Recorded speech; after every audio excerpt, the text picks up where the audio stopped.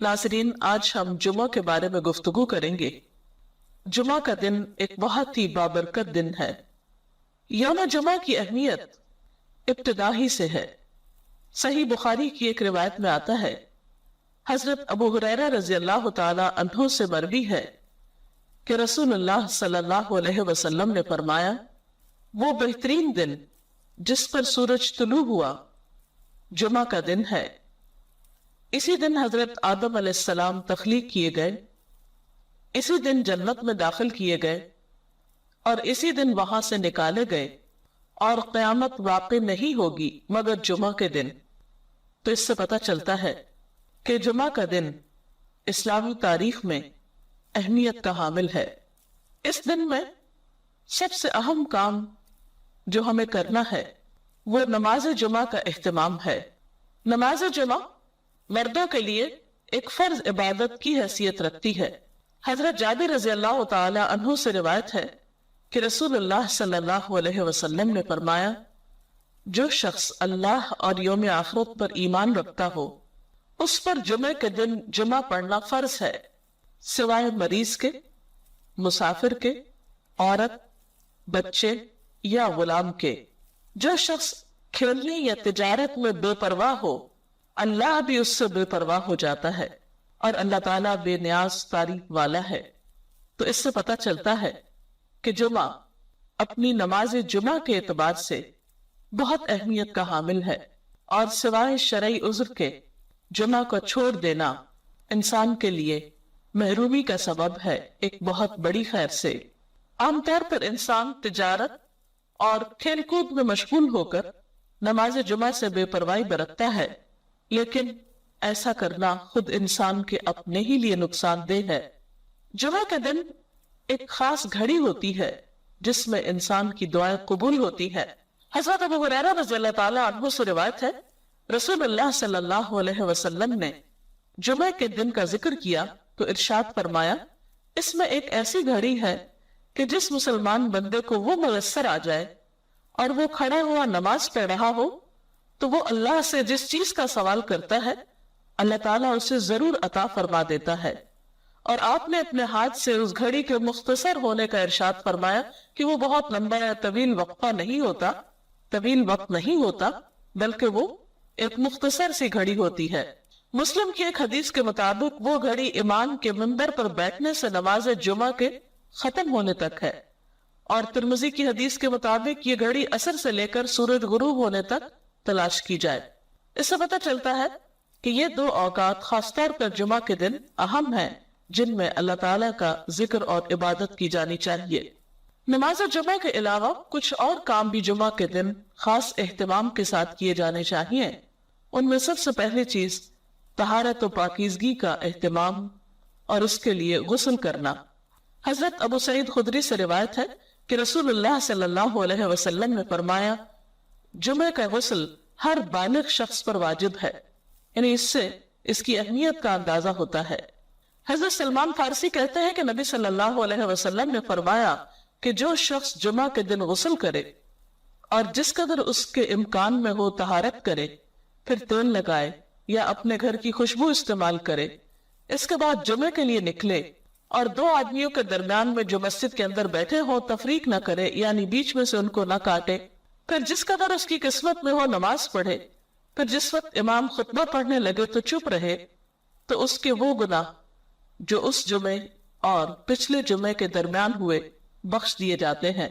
हजरत औस बिन औस से रिवायत है कि रसूलुल्लाह सल्लल्लाहु अलैहि वसल्लम ने फरमाया, तुम्हारे दिनों में सबसे फजीलत वाला दिन जुमे का दिन है, बस तुम उस दिन मुझ पर कसरत से दुरूद भेजा करो, इसलिए कि तुम्हारे दुरूद मुझ पर पेश किया जाता है। इसके अलावा सूरत अल कहफ पढ़ना। आप सल्लल्लाहु अलैहि वसल्लम ने फरमाया, जो शख्स सूरत अल कहफ की तिलावत जुमे के दिन करेगा तो आइंदा जुमे तक उसके लिए एक खास नूर की रोशनी रहेगी। सूरत अल कहफ 15वें पारे में है, अजर व सवाब के एतबार से बहुत बेहतरीन सूरत है। इसकी इब्तिदाई 10 आयात के पढ़ने वाले के लिए फित्ना दज्जाल से महफूज रहने की खुशखबरी भी है। इन आयात को याद भी कर लेना चाहिए।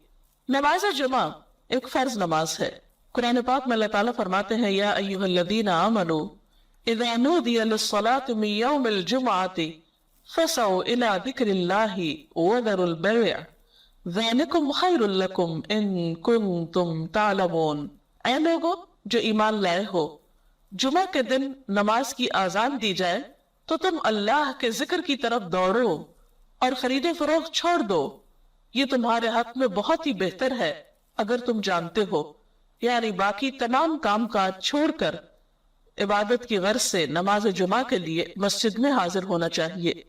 آپ صلی اللہ علیہ وسلم نے نماز جمعہ کی فضیلت بیان کرتے ہوئے فرمایا، جس نے وضو کیا اور اچھے طریقے سے وضو کیا، کیونکہ بعض اوقات ہم تیزی میں وضو کرتے ہیں، کونیاں خشک چھوڑ دیتے ہیں یا پاؤں کی ایڑیاں خشک رہ جاتی ہیں، یا اسی طرح چہرے کو پوری طرح نہیں دھوتے یا صاف نہیں کرتے، تو اس سے وضو صحیح طور پر مکمل نہیں ہوتا۔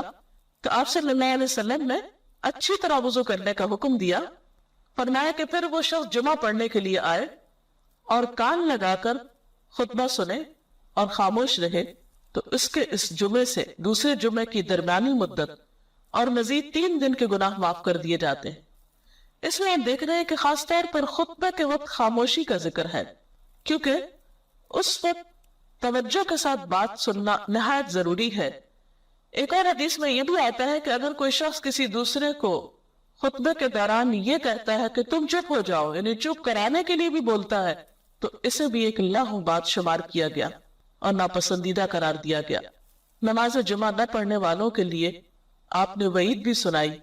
حضرت ابو ہریرہ اور حضرت ابن عمر سے روایت ہے، انہوں نے رسول اللہ صلی اللہ علیہ وسلم کو اپنے منبر کے تختوں پہ یہ فرماتے ہوئے سنا کہ لوگ جمعے چھوڑنے سے باز آ جائیں، ورنہ اللہ تعالیٰ ضرور ان کے دلوں پہ مہر لگا دے گا، پھر وہ یقیناً غافل لوگوں میں سے ہو جائیں گے۔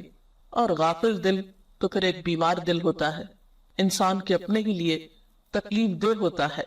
حضرت ابن مسعود سے روایت ہے کہ نبی صلی اللہ علیہ وسلم نے ان لوگوں کے بارے میں فرمایا جو جمعے سے پیچھے رہتے ہیں کہ میں نے ارادہ کیا کہ کسی شخص کو حکم دو جو لوگوں کو نماز پڑھائے اور میں جا کر آگ لگا دوں ان لوگوں کے گھروں کو جو جمعے سے پیچھے رہتے ہیں، یعنی اپنے گھروں میں ہی رہتے ہیں اور نماز کے لیے مسجد نہیں آتے۔ نماز جمعہ کے لیے سب سے اہم بات یہ ہے کہ وقت پر مسجد آئے۔ حضرت عبداللہ سے روایت ہے کہ ایک شخص گردنیں پھلانگتے ہوئے جمعے کو آیا اور رسول اللہ صلی اللہ علیہ وسلم خطبہ پڑھ رہے تھے تو آپ نے فرمایا بیٹھ جاؤ، تم نے لوگوں کو اذیت دی، یعنی دیر سے آنا اور پھر گردنیں پھلانگ کر آگے جانا اور جگہ تلاش کرنا یہ دوسروں کے لیے اذیت اور تکلیف کا سبب ہے، اس لیے وقت پر مسجد پہنچنا چاہیے تاکہ صحیح جگہ پر بیٹھ کر خطبہ سنا جا سکے اور نماز کی ادائیگی بھی بہتر طور پر ہو۔ اسی طرح بیٹھنے کا طریقہ بھی بتایا گیا۔ حضرت معاذ بن انس سے روایت ہے کہ نبی صلی اللہ علیہ وسلم نے جمعے کے دن جبکہ امام خطبہ دے رہا ہو گھٹنوں کو پیٹ کے ساتھ ملا کر بیٹھنے سے منع فرمایا، یعنی اس طرح ٹانگیں کھڑی کر کے گھٹنے پیٹ کے ساتھ ملا کر بیٹھنا منع ہے، ادب کے خلاف ہے، کیونکہ وہ ایک تعلیم کا وقت بھی ہے، عبادت کا وقت بھی ہے، اس میں ادب اور احترام کے ساتھ بیٹھنا چاہیے۔ پھر اسی طرح مناسب جگہ بیٹھنا چاہیے۔ حضرت ابن عمر کہتے ہیں کہ نبی صلی اللہ علیہ وسلم نے منع فرمایا ہے کہ کوئی شخص ایسا کرے کہ اپنے بھائی کو اس کی جگہ سے اٹھا دے اور خود اس کی جگہ بیٹھ جائے۔ کہا گیا کہ صرف جمعہ میں؟ فرمایا جمعہ اور اس کے علاوہ اور موقعوں پر بھی، یعنی کوئی شخص یہ نہیں کر سکتا کہ جمعہ کے دن خود تو دیر سے آیا پھر آ کر کسی اور کو اٹھا کر اس کی جگہ پر بیٹھے، اور ویسے بھی یہ ایک بد اخلاقی کی حرکت ہے۔ جمعہ کے علاوہ دوسرے موقعوں پر بھی اس کا لحاظ رکھنا چاہیے۔ پھر یہ کہ خطبہ خاموشی سے سننا چاہیے۔ آپ صلی اللہ علیہ وسلم نے فرمایا اگر جمعے کے دن جبکہ امام خطبہ پڑھ رہا ہو پھر تو اپنے پاس والے سے یہ کہے کہ چپ رہ تو بے شک تو نے لغو یعنی بری حرکت کی۔ ہمارا دین دین فطرت ہے، اس میں انسان کو عبادت میں ایسی تکلیف نہیں دی گئی کہ جس میں مشغول ہو کر وہ اپنی دنیا کے کاموں سے بالکل بے نیاز ہو جائے اور اپنی ذمہ داریوں کو دوسروں پر ڈال دے۔ اسی لیے ہم دیکھتے ہیں کہ قرآن پاک میں اللہ تعالیٰ فرماتے ہیں فَإِذَا قُضِيَتِ الصَّلَاةُ فَانْتَشِرُوا فِي الْأَرْضِ وَابْتَغُوا مِنْ فَضْلِ اللَّهِ وَاذْكُرُوا اللَّهَ كَثِيرًا لَعَلَّكُمْ تُفْلِحُونَ۔ پھر جب نماز ہو چکے تو زمین میں پھیل جاؤ، اللہ کا فضل تلاش کرو اور بکثرت اللہ کا ذکر کیا کرو تاکہ تم فلاح پاؤ۔ تو اس سے یہ بات پتہ چلتی ہے کہ ایک فریضہ ادا کرنے کے بعد انسان کو دوسرے فرض کی ادائیگی کے لیے نکل جانا چاہیے، یعنی رزق حلال کے لیے کوشش, محنت, کیونکہ وہ بھی ایک فریضے کے بعد دوسرا فریضہ ہے. لیکن دنیا کا کام کاج کرتے ہوئے بھی انسان کو اللہ کو بالکل بھلا نہیں دینا چاہیے. اس کے لیے کیا نسخہ بتایا گیا کہ وَاذْكُرُوا اللَّهَ كَثِيرًا, اللہ کا ذکر کثرت سے کرو. یعنی انسان اپنے کام کاج میں بھی جب خاموش لمحات آئیں تو سبحان اللہ, الحمدللہ, اللہ اکبر, کوئی بھی تسبیح اپنی زبان سے کر سکتا ہے.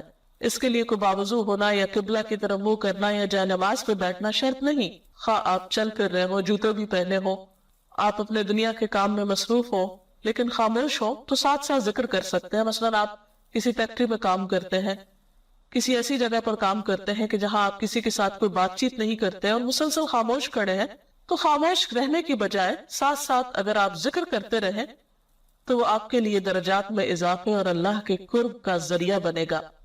پھر اسی طرح جمعے کی رات کے بارے میں فرمایا, حضرت ابو ہریرہ سے روایت ہے کہ آپ نے فرمایا تم جمعے کی رات کو دوسری راتوں کے درمیان سے قیام وغیرہ کے لیے خاص نہ کرو, اور نہ جمعے کے دن کو دوسرے دنوں کے درمیان سے روزے کے لیے خاص کرو, مگر یہ کہ جمعہ اس مدت میں آ جائے جس میں تمہارا کوئی آدمی روزے رکھتا ہو.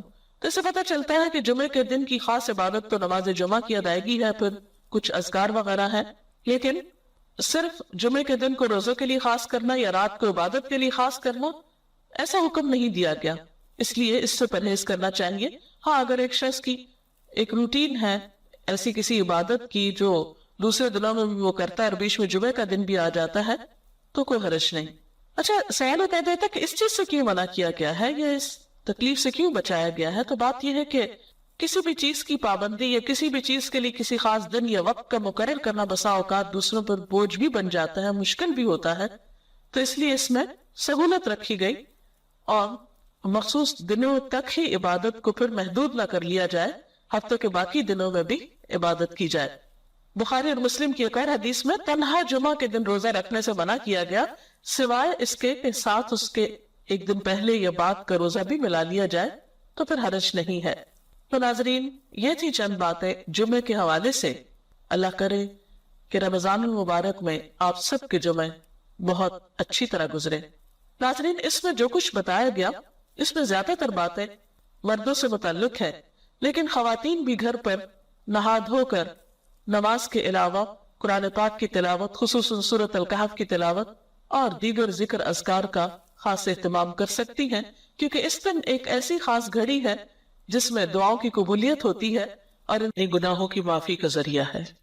گناہ معاف ہونا, حدیث میں ہے کہ آپ نے فرمایا جس نے غسل کیا پھر جمعے کے لیے حاضر ہوا, پھر اس کے مقدر میں جتنی نفل نماز تھی پڑھی, یعنی مسجد میں آ کے مسجد کے نفل پڑھے ویسے پڑھے, پھر خاموشی سے خطبہ سنتا رہا حتیٰ کہ خطیب اپنے خطبے سے فارغ ہو گیا, پھر اس کے ساتھ نماز پڑھی, اس کے اس جمعے سے لے کر دوسرے جمعے تک کے گناہ بخش دیے جاتے ہیں, اور مزید 3 دنوں کے بھی. رسول اللہ صلی اللہ علیہ وسلم نے فرمایا جس نے جمعہ کے دن غسل جنابت کیا پھر نماز کے لیے چلا گیا تو گویا اس نے ایک اونٹ کی قربانی کی, اور جو شخص دوسری گھڑی میں چلا تو گویا اس نے ایک گائے کی قربانی کی, اور جو تیسری گھڑی میں چلا تو گویا اس نے ایک سینگ والے دمبے کی قربانی کی, اور جو چوتھی گھڑی میں چلا تو گویا اس نے ایک مرغی کی قربانی کی, جو 5ویں گھڑی میں چلا تو گویا اس نے ایک انڈا اللہ کی راہ میں دیا.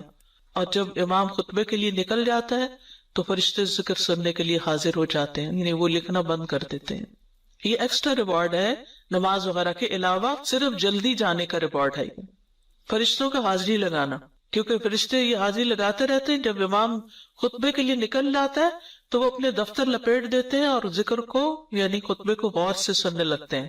جمعے کے لیے جانے والے قدموں کے لیے خوشخبری. ابایا بن رفاع کہتے ہیں کہ میں جمعہ کے لیے جا رہا تھا کہ راستے میں ابو ابس رضی اللہ عنہ سے میری ملاقات ہوئی, تو انہوں نے کہا کہ میں نے نبی صلی اللہ علیہ وسلم کو فرماتے ہوئے سنا کہ جس کے دونوں قدم اللہ کی راہ میں غبار آلود ہو گئے اللہ اسے دوزخ پر حرام کر دے گا. ہر قدم پر 1 سال کے روزے اور قیام کا ثواب, ہر قدم پر کتنا بڑا اجر و ثواب ہے. جس نے جمعہ کے دن غسل کیا اور کرایا, اول وقت میں آیا, خطبہ میں شروع سے حاضر رہا, پیدل چل کر آیا, سوار ہو کر نہ آیا. یعنی ایسی جگہ بھی ہوتی ہے نا کہ جہاں پر مسجدیں بہت دور نہیں ہوتی ہے, موسم اتنے سخت نہیں ہوتے, اب تو پارکنگ بھی کافی دور دور جمعے کے دن کرنی پڑتی ہے, تو وہ جو قدم چلے جا رہے ہیں نا اس پہ خوش ہو جایا کریں. امام سے قریب ہو کر توجہ سے خطبہ سنا, جلدی بھی پہنچ جائے تو ذرا دور گاڑی پارک کر لیں, اور خطبے کے دوران فضول حرکت نہ کی، اسے ہر قدم کے بدلے 1 سال کے عمل یعنی 1 سال کے روزے اور اس کے قیام کا ثواب ملے گا۔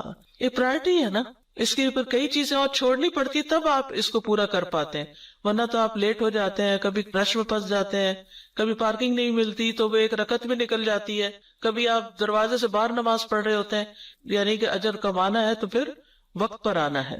جمعہ کے دن 5 کام کرنے والے کے لیے خوشخبری، جو آدمی ایک دن میں 5 امور پر عمل کرے گا اللہ اسے جنت والوں میں لکھ دے گا، اور وہ کیا ہے؟ مریض کی تیمارداری کرنا، جنازے میں شریک ہونا، دن کا روزہ رکھنا، جمعہ کے دن نماز کے لیے نکلنا اور غلام آزاد کرنا۔ اب اس میں یہ کہ یہ 5 کام جمعے کے دن ہی ہو سکتے ہیں، اور لیکن جمعے کے دن کا اکیلا روزہ رکھنا منع کیا گیا، یعنی اگر کسی کا جمعرات کے ساتھ کا اکٹھا یا ہفتے کے ساتھ کا روزہ ہے، کوئی قضا رکھ رہا ہے یا ویسے ہی کوئی کفارے وغیرہ کے بھی رکھ رہا ہے، اچھا اس دن صدقہ خیرات کرنا بھی عام دنوں کے مقابلے میں زیادہ اجر و ثواب کا باعث ہے، تو انسان جمعے کے دن کی نا کچھ اس طرح کی پلاننگ کرے کہ اس دن خاص صدقہ بھی کرے اور نہائے دھوئے بھی اور ساری زیب و زینت اور پھر تیار ہو اور گھر بھی صاف ستھرا کرے، اور یہ کہ اہتمام نظر آئے کہ آج جمعہ کا دن ہے۔ امام کے قریب بیٹھنا، اللہ کے نبی صلی اللہ علیہ وسلم نے فرمایا ذکر میں حاضر ہوا کرو یعنی خطبہ میں، اور امام کے قریب بیٹھا کرو، بے شک آدمی دور ہوتا رہتا ہے حتیٰ کہ وہ جنت میں بھی پیچھے ہی ہوگا اگرچہ وہ اس میں داخل بھی ہو جائے۔ یہ تاخیر کی اتنی مذمت ہے۔ خاموشی سے خطبہ سننا یعنی بات نہیں کرنی چاہیے، کوئی اہم بات بھی نہیں پوچھنی چاہیے۔ ابن مسعود سے روایت ہے کہ انہوں نے ابی ابن کعب سے قرآن کی کسی آیت کے بارے میں سوال کیا جبکہ اللہ کے نبی خطبہ دے رہے تھے، تو انہوں نے اعراض کیا اور کوئی جواب نہ دیا۔ پھر جب آپ نے نماز پڑھائی تو ابی کہنے لگے تمہارا جمعہ ہی نہیں ہوا۔ تو ابن مسعود نے رسول اللہ صلی اللہ علیہ وسلم سے پوچھا تو آپ نے فرمایا ابی نے سچ کہا، کوئی بات کرنے کی اجازت نہیں، یہ کہنے کی بھی کہ چپ ہو جاؤ یہ بھی اجازت نہیں۔ عبداللہ بن مسعود کہتے کہ جب امام جمعہ کے لیے آ گیا پھر تمہارا اپنے ساتھی سے یہ کہنا کہ خاموش رہو لغویت کے لیے کافی ہے، یہ بھی لغو بات ہے۔ کوئی لغو حرکت نہ کرنا، کنکریوں سے نہ کھیلنا، فون سے نہیں کھیلنا، میسجز چیک نہیں کرنا، انگلیوں میں انگلیاں ڈال کے پٹاخے نہیں بجانا، گوٹ مار کے نہیں بیٹھنا۔ گوٹ مار کے کیسے بیٹھتے ہیں؟ گھٹنے اوپر کر کے اور یوں ایسے گھٹنوں کے گرد ہاتھ ڈال کے۔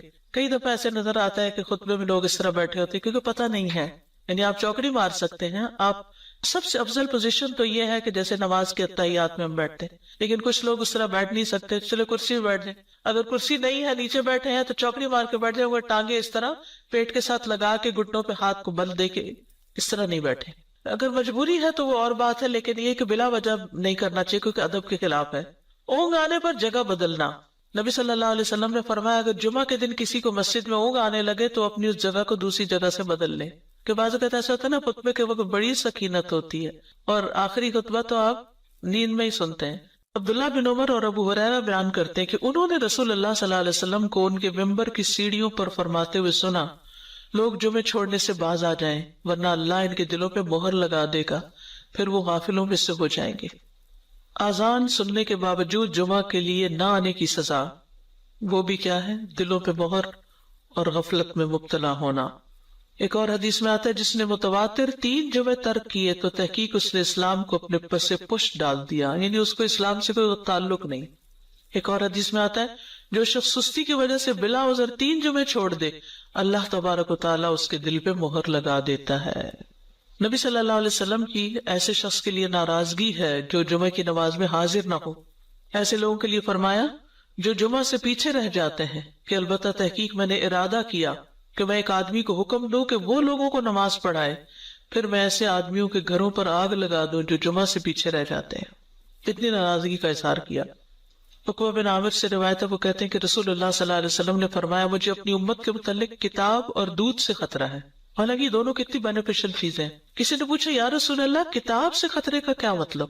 فرمایا اسے منافقین سیکھیں گے اور ایمان والوں سے جھگڑا کریں گے، یعنی منافقین بھی قرآن پڑھیں گے اور ایمان والوں سے جھگڑا کریں گے۔ پھر پوچھا گیا کہ دودھ سے خطرے کا کیا مطلب ہے؟ فرمایا کچھ لوگ دودھ کو پسند کرتے ہوں گے اور اس کی وجہ سے جماعت سے نکل جائیں گے اور جمعہ کی نمازیں چھوڑ دیا کریں گے، یعنی دور دراز کے علاقوں میں فارم ہاؤسز میں جا کے بسیں گے اور جمعے کی نماز تک نہیں پہنچیں گے۔